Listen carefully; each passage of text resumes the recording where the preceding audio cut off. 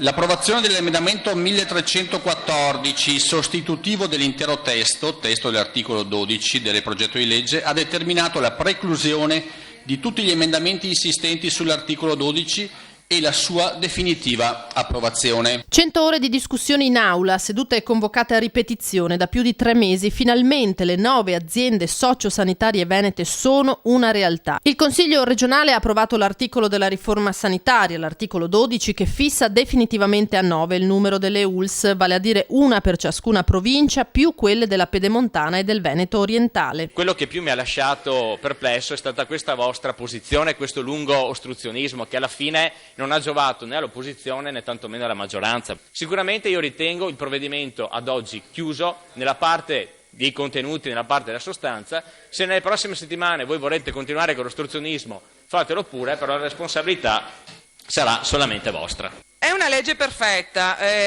Probabilmente no, probabilmente si può migliorare, ma su questo io sono convinta che lo sono tutte le leggi. Quindi nessuno ha la ricetta in tasca di dire ho fatto qualcosa di perfetto, tutto è sempre perfettibile, sia chiaro.